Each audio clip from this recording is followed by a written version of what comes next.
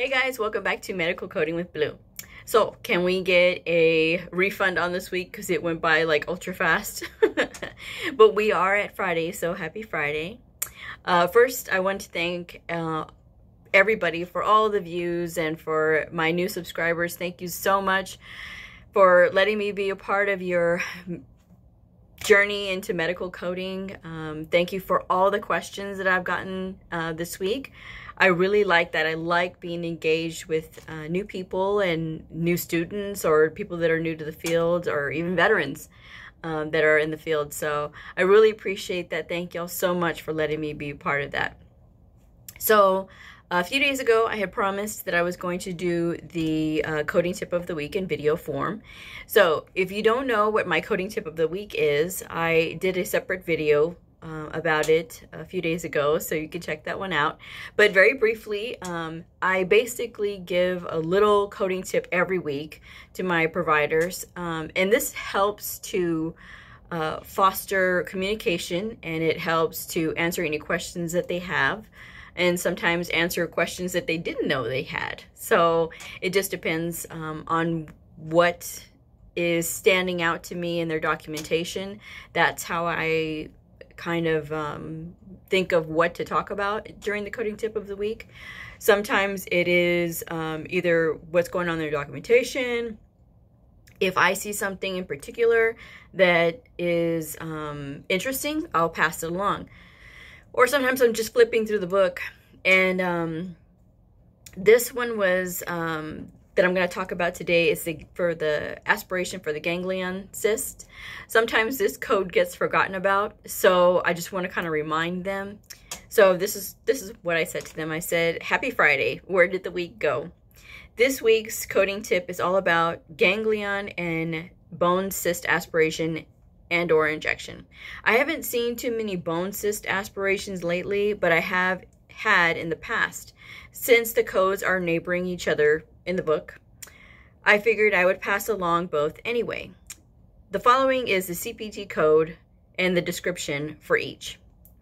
So ganglion cyst, any location is 20612, and then I provided the description for them. And then the bone cyst is 20615, again followed by the description.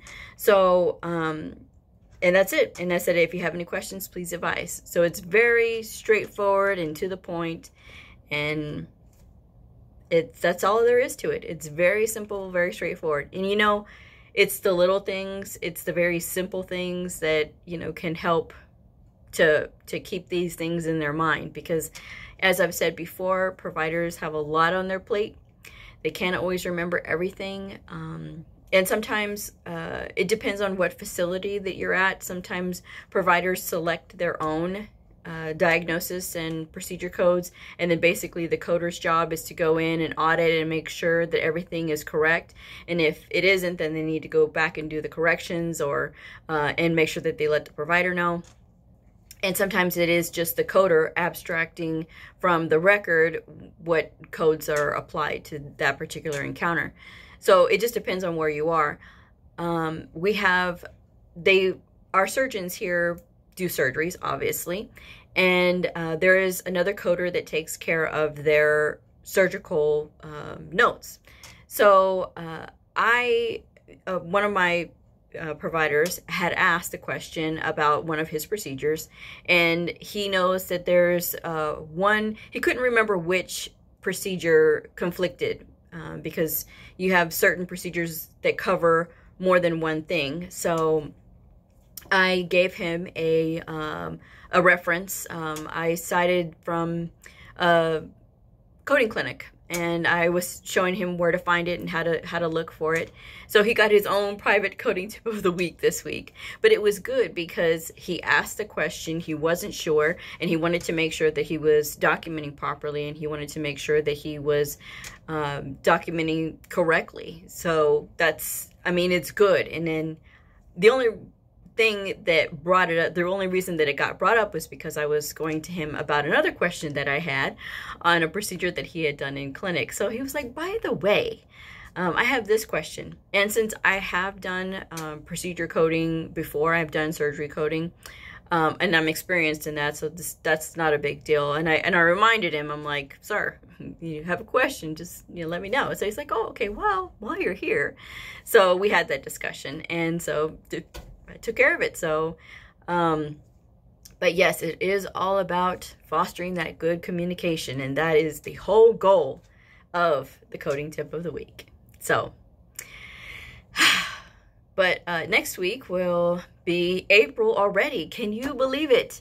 And don't forget, registrations opens for the American Health Information Management Association conference that's going on in September in Chicago. It will open up April 1st. So be sure to check out the website for more details.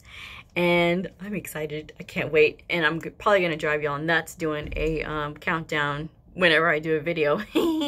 But I'll try not to be too annoying about it. But I'm excited. And I'm going to be even more excited when I get my ticket. And remember, early bird registration pricing goes on through July 15th. Yes, I remembered it. So keep that in mind. All right. Well, I hope you all have had a great Friday, and I hope you all have a nice and safe weekend, and I will see you on Monday. Bye.